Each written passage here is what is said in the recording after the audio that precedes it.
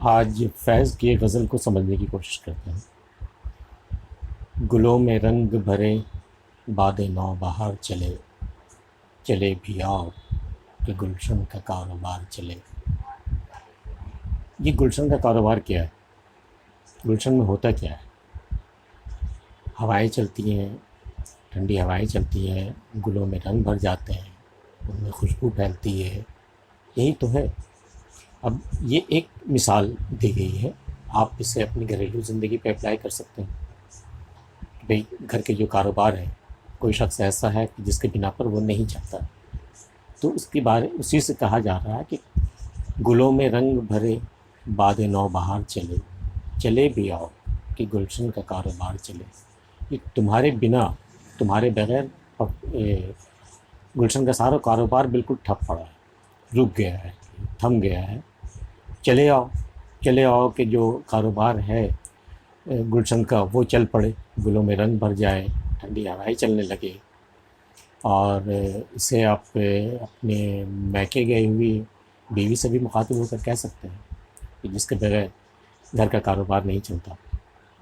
اور اگلا شعر ہے کہ قفس اداس ہے یارو، صبا سے کچھ تو کہو، کہیں تو بہر خدا آج ذکر یار چلے۔ قفس قید خانے کو بھی کہا جاتا ہے، ہو سکتا ہے شاعر اس وقت قید میں ہو اور ایک گھٹن سے محسوس ہو رہی ہو، اسے سانس لینے میں تکلیف ہو رہی ہو، اداسی چھائی ہو، تو وہ ہواؤں سے کہہ رہا ہے کہ بھئی کہیں سے ہمارے یار کا ذکر تو لے کر کے آؤ، کہیں اس کی بات تو چلے کہ ذرا مجھے گھٹن سے راحت ملے، میری سانس آسان ہو جائے، اور یہاں رہنا، قفس میں رہنا بھی آسان ہو جائے ہمارے لیے اگر ہمارے یار کا ذکر چلے تو۔ اور جو ہم پہ گزری سو گزری مگر شب ہجراں، ہمارے عشق تیری عاقبت سنوار چلے۔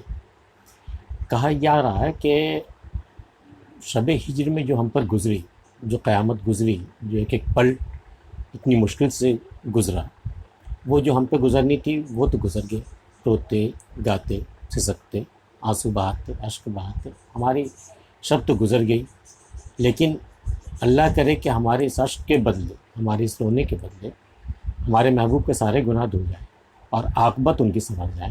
عاقبت مینس اس زندگی کے بعد جو ملنے والی زندگی ہے، جہاں اعمال کا حساب کتاب ہونا ہے، وہ عاقبت سنور جائے ہمارے آنسوؤں کی وجہ سے۔ ایک آرزو ہے شاعر کی۔ اور مقام فیض کوئی راہ میں جچا ہی نہیں، جو کوئے یار سے نکلے سوئے دار چلے۔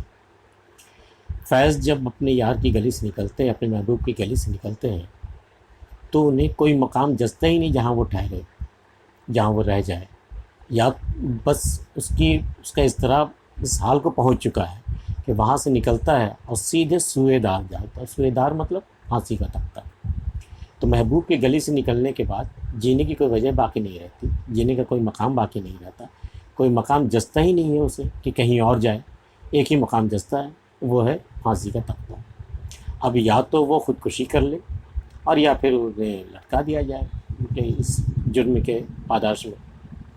تو دو ہی مقام ہیں شاعر کے لیے، جینے کے لیے یا پھر مرنے کے لیے۔ جینا ہے تو محبوب کی گلی میں، کوئے یار میں، اور مرنا ہے تو پھر پھانسی کا تختہ ہے، کوئے دار ہے۔ یہ دو مقام کے علاوہ شاعر کو اور کوئی مقام جستا نہیں ہے۔ یہ ویڈیو کیسا لگا اس پر اپنی رائے ضرور دیجیے گا، تاکہ آئندہ ہم اس کے مطابق اور بھی کچھ کہہ سکیں، کچھ پیش کر سکیں۔